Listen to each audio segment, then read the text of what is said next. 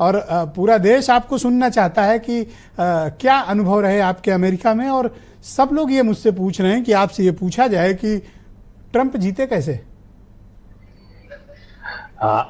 जो आपने अपने इंट्रो में कहा ब्रजेश जी, वो बहुत ही सुंदर रूप से आपने ट्रंप की व्याख्या करी, क्योंकि इस सदी की अगर विश्व में सबसे बड़ी अगर कोई पॉलिटिकल घटना हुई है तो वो डोनाल्ड ट्रंप का वापस फिनिक्स की तरह राइज करके आना हुआ है। उनको बिल्कुल सिरे से नकार दिया गया। बहुत ही जिसे कहते हैं ना, बड़े बेआबरू होकर उनको व्हाइट हाउस से बाहर किया गया। उसके बाद उनके ऊपर तमाम केस लगे और उन सबके बावजूद उनका जिस तरह से मीडिया ने बॉयकॉट किया और सोशल मीडिया पे भी उनको बैन कर दिया गया, मतलब उनके पास अपनी अभिव्यक्ति का कोई जरिया नहीं था। उन्होंने अपना खुद का प्लेटफॉर्म बनाया और वापस आए।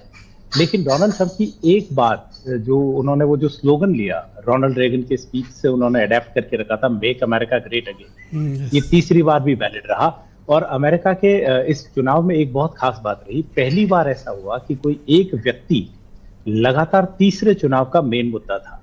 मुद्दा ये नहीं था कि बाइडेन बनाम ट्रंप है या हैरिस बनाम ट्रंप है। मुद्दा ये था मूल रूप से कि क्या ट्रंप फिर से व्हाइट हाउस जाएंगे या थोड़ी सी मार्जिन से रुक जाएंगे। तो उन्होंने वो साबित करके दिखाया कि वो वापस जाएंगे। उनकी जो अपील थी, उन्होंने दो ही स्पष्ट मुद्दे रखे। देखिए, जिस तरह की एक स्टोरी की कैनवसिंग होती है, अमेरिकन इलेक्शन एक राजमटाइज होता है, एक बहुत ग्लैमरस कहानी होती है। तो वो कहानी में जो किरदार था वो डोनाल्ड ट्रंप बिल्कुल सही बैठ रहा था। उन्होंने इलीगल इमिग्रेशन, उस पर एक बात करी। दूसरी उनकी जो बात थी वो थी इकोनॉमी कैसी भी आंकड़ों में ठीक लग रही हो, लेकिन डे टू डे अमेरिका की मुश्किलें इतनी ज्यादा है कि करीब 24% अमेरिकी परिवार वीक टू वीक पे चेक पे चलते हैं, यानी हर शुक्रवार को उन्हें जो पे चेक मिलता है उससे उनका काम चलता है। और अच्छा, मतलब मंथली सैलरी के बजाय वीकली सैलरी लेते हैं? Weekly salary pay, week to week salary pay. My God. Surya Pratap ji इससे ज्यादा बताएंगे आपको, वो 20 साल वहां रह के आए। लेकिन वीक टू वीक, और एक परिवार 2 से 3 नौकरी करता है एक व्यक्ति, तब वो अपने परिवार को चला पाता है। तो इतने मुश्किल हालात, तो डोनाल्ड ट्रंप ने उनको एड्रेस किया। इतना टाइम जब वो बाहर थे, उनके जो कान है वो ग्राउंड पे थे, वो लोगों की बात समझ पा रहे थे। दूसरी जो हमने कुछ दिन पहले बात करी थी, टेलीविजन पे नहीं थे पर हमारी बात में हमने चर्चा करी थी कि जो रूरल और अर्बन डिवाइड, डोनाल्ड ट्रंप ने मेक श्योर किया कि जो उनका रूरल वोट बेस है, जो अर्बन क्षेत्र में नहीं है, जो इन बड़े 4-5 अखबारों को नहीं पढ़ता है, वो इंटैक्ट रहे। और वो उनके साथ रहा। आप देख लीजिए पेंसिल्वेनिया, जहां इतना सब कुछ हुआ, फिलाडेल्फिया शहर छोड़ दीजिए, बाकी सारा एरिया उनका। शार्लेट और राले छोड़ दीजिए, नॉर्थ कैरोलिना पूरा उनका जी। और मिशिगन। तो उन्होंने अपनी जो अपील थी, जो उनका डायलॉग था, वो बिल्कुल सटीक रखा। और एक और बहुत बड़ी बात हुई जो हम पहले भी चर्चा करके, मैंने कहा, जो मुझे समझ में आया कि पूरा खेल इस पे था कि ट्रंप थे इमिग्रेशन लॉ स्ट्रॉन्ग करे जाए, इकोनॉमी सुधारी जाए, और हैरिस के पास एक मुद्दा था जो कि कानूनी पेज को उन्होंने मुद्दा बनाया था, अबॉर्शन राइट्स, उसके अलावा कुछ नहीं था। तो अगर श्वेत महिलाएं हैरिस की तरफ चली जाती तो उनका पलड़ा भारी रहता। लेकिन जो आंकड़े अभी आए हैं शुरुआती रूप पे, 52% महिलाओं ने, व्हाइट महिलाओं ने वोट किया। और दूसरा, मैं ये समझना चाहता हूं कि जी, स्पेशली डेमोक्रेट ने इन 4 सालों में अमेरिका के लिए क्या किया और अचानक उनको रिजेक्ट कर दिया गया। और खासतौर पर मैं बराक ओबामा का भी जिक्र करूंगा। उन्होंने तो कैंपेन में अंत तक पूरी जान लगा दी, उसके बावजूद कुछ खास नहीं हो पाया। तो डेमोक्रेट ने ये 4 साल कैसे गुजारे और अमेरिकन ने उन्हें रिजेक्ट क्यों किया व्हाइट हाउस के लिए? डेमोक्रेट ने बस वो एक ऑप्शन था कि जो एक सेंटिमेंट हुआ था। आप देखिए, डोनाल्ड ट्रंप वर्सेस जो जो बाइडेन हुआ था, दोनों व्हाइट वोटर्स को अट्रैक्ट कर रहे थे। तो व्हाइट वोट बेस उनसे छिटका। और दूसरी बात ये रही कि जो अफ्रीकन अमेरिकन पॉपुलेशन है, उनका 94% मेल वोट जो था पिछले चुनाव में, वो बाइडेन की तरफ गया और करीब करीब 100% वुमेन वोट चला गया। अभी जो आंकड़े आए हैं उसमें डोनाल्ड ट्रंप ने 15% वो वोट अपनी तरफ स्विंग किया। तो व्हाइट वुमेन और ये जो रीअलाइनमेंट हुआ है अफ्रीकन अमेरिकन का, ये बड़े मुद्दे रहे। आप इसका उदाहरण देखिए वर्जीनिया, जहां वो हारे हैं, पर जहां पिछले चुनाव में उनकी हार की मार्जिन 10 परसेंटेज पॉइंट थी, इस बार सिर्फ 1 या 1.5% पॉइंट से हारे हैं। यानी उन्होंने इतनी ब्रिज कर ली। जब मैं वॉशिंगटन में था तो मुझे ये स्वर सुनने को मिला कि नहीं, हम डोनाल्ड ट्रंप के साथ हैं क्योंकि वो इलीगल इमिग्रेंट्स को रोकेंगे।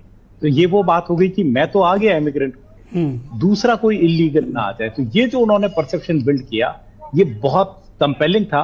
और उनके सामने जो कैंडिडेट थी कमला हैरिस, आप देखिए 100 दिन में ये खबरें जरूर बनी कि $1 बिलियन आ गया, लेकिन एक भी ऐसा स्लोगन नहीं था जो लोगों को अपील कर जाए। और मागा क्लिक कर गया, ऐसा आप मानते हैं? पहला विषय। और मागा 3 बार से, बिल्कुल, जो वार और पीस को लेकर एक इशू था कि डोनाल्ड ट्रंप ये कहते थे कि मेरे राष्ट्रपति के कार्यकाल में कभी कहीं भी वॉर नहीं हुई और मैं आऊंगा तो यूक्रेन और रशिया की वार रोकूंगा। इजराइल पर भी उनका बहुत क्लियर स्टेटमेंट है। तो क्या पीस भी अमेरिकन के बीच एक बड़ा मुद्दा रहा कि वो पीस चाहते हैं दुनिया भर? बहुत बड़ा मुद्दा रहा है। आप आम अमरीकी से बात करिए, वो कहता है हमारा टैक्स का पैसा आप यूक्रेन और पैलेस्टाइन इन वॉर्स में डाल रहे हैं, इससे अच्छा आप हमारी फैसिलिटी सुधारिए, हमारा जीवन सुधारिए। ये अफ्रीकन अमेरिकन वोट क्यों बदला? मैंने इस बार यात्रा में एक बस यात्रा करी, 17 घंटे लग गए मुझे उसमें, और मैंने 3 जो यात्राएं करी, मुझे एक भी व्हाइट व्यक्ति बस में नहीं दिखा। मतलब आप जब वहां की बसेज में ट्रेवल करते हैं तो व्हाइट लोग उसमें नहीं होते हैं? नहीं थे, मुझे नहीं दिखे कोई भी। Why? एक भी सवारी है, क्योंकि because that is the mode of transport of the most common. तो वो कह रहे हैं हमने डेमोक्रेट्स को इतना वोट दिया, हमें क्या मिला? हमारा लाइफ स्टैंडर्ड नहीं सुधर पाया, तो इससे अच्छा तो हम पुराना अलाइनमेंट लेते हैं। लिंकन के टाइम से जो इनिशियल रिपब्लिकन वोट था वो ब्लैक वोट था, तो वो वापस रीअलाइनमेंट वो करने में ये बहुत बताइए कि जो मेट्रोपॉलिटन सिटीज हैं, मैं अगर न्यूयॉर्क का उदाहरण लेता हूं तो न्यूयॉर्क ने तो कंप्लीटली ट्रंप को रिजेक्ट किया और डेमोक्रेट को चुना। बिल्कुल, वो हमेशा से ये कैसा वोटिंग पैटर्न है? ये वोटिंग पैटर्न आप ब्रजेश जी समझिए, 50 राज्य हैं और एक डीसी है। और ट्रेडिशनली अगर हम 92 के बाद के वोट्स देखें तो 25 ऐसे राज्य हैं जो हार्टलैंड में आते हैं। जैसे हमारे यहाँ हम बात करें तो उत्तर प्रदेश, जो आपका प्रदेश है, हिंदी पट्टी। जी जी। तो जो अमेरिका की हिंदी पट्टी या हार्टलैंड है, वो रिपब्लिकन्स का गढ़ है। तो जब ये चुनाव शुरू भी हुआ था तो ये एक तय आंकड़ा माना जा रहा था कि 233 वोट तो जो है इलेक्टोरल वोट, वो ट्रंप के तय हैं उन 25 में, और करीब करीब 232 वोट कमला हैरिस के तय थे कि इतने वो ले आएंगे। और फिर बचे हुए 93 की जंग थी जो डोनाल्ड ट्रंप जीते, और मेरे ख्याल से हम करीबी आंकड़ा देखें तो 226 के करीब हैरिस पहुंची हुई दिख रही है। बिल्कुल ठीक है जी। तो ये उनका सेट पैटर्न रहता है। ये स्टेट्स उसी तरह के हैं। आप कैलिफोर्निया देख लीजिए, अगर 82 का अपवाद हटा दे तो कभी रिपब्लिकन नहीं जीता, और टेक्सास देख लीजिए तो यहां कभी डेमोक्रेट नहीं जीता। तो ये उनकी शैली है। जैसे हमारे यहाँ गुजरात एक स्टेट, हमेशा भाजपा ही आगे रहती है पिछले कई सालों से। एग्जैक्टली। तो वो उनका बेस्टियन है। तो इसी तरह वो भी बटा हुआ है। और ये एक बड़ी और बात है कि कई अमेरिकी लोगों ने कहा कि हमें ये सिस्टम सही नहीं लग रहा, क्योंकि 51 करीब राज्य हो गए। अगर मैं डीसी को भी एक राज्य का दर्जा दे दूं, उसका भाग्य केवल 7 या 8 स्टेट पे कैसे निर्भर कर सकता है? तो ये एक बहुत बड़ा रहा। और आपने जो वॉर की बात कही, इजराइल का जो वॉर है वो कमला हैरिस पे बहुत भारी पड़ा। मिशिगन का जो एरिया है वो उनके हाथ से छूटा, और वहां पे मुस्लिम और अरब पॉपुलेशन करीब करीब 2 लाख वोट हैं, वो पूरे उनसे छटक गए। लोग क्लियरली कहते थे कि हमने कभी रिपब्लिकन वोट नहीं किया, लेकिन इनका जो स्टैंड है, या तो अर्लियर मैंने देखा जो ट्रैक रिकॉर्ड था डोनाल्ड ट्रंप का, मुसलमान उनसे दूर रहते थे, अफ्रीकन भी दूर रहते थे, कारण थी उनकी पॉलिसीज।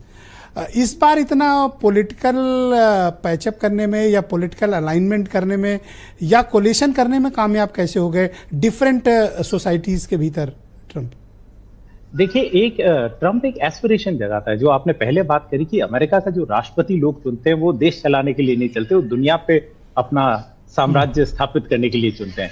तो वो करिश्मा उनको उनमें दिखता है कि ये वो व्यक्ति है जो पुतिन से भी बात कर सकता है, जेलेंस्की भी इससे आके मिलता है, अरब नेताओं से भी बात करी, और उनका रिकॉर्ड था कि मैंने जंग शुरू नहीं करी। तो अमेरिकी एक बहुत कैपिटलिस्ट लोग है, वो कह रहे पहले मेरी जेब में पैसा आए और मेरा झगड़ा कहीं ना हो।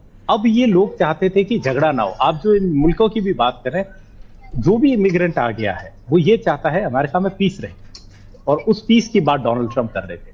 कमला हैरिस की जो सबसे बड़ी गलती रही, वो जो विमेन वोट पे उनका यूफोरिया रहा। मैं 5 से 6 राज्यों में जहां जहां गया हूं, वहां मैंने देखा बहुत बड़ी भीड़ आती थी। लेकिन कैंपेन के एंड में मुझे डीसी में एक ग्रुप के बारे में पता पड़ा जिनका नाम था वुमेन मार्च। आप उनको ट्विटर पे भी देख सकते हैं।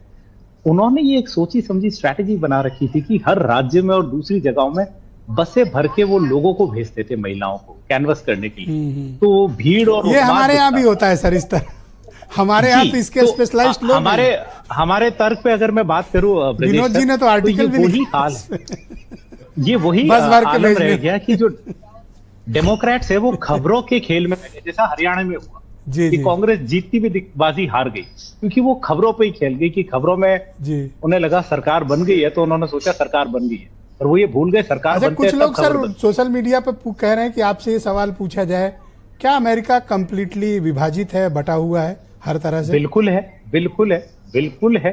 मैंने अपनी पिछली किताब का शीर्षक भी ये रखा था, अमेरिका 2020 एक बटा हुआ देश, और अब वो मुझे खाई और ज्यादा क्लियर दिख रही है।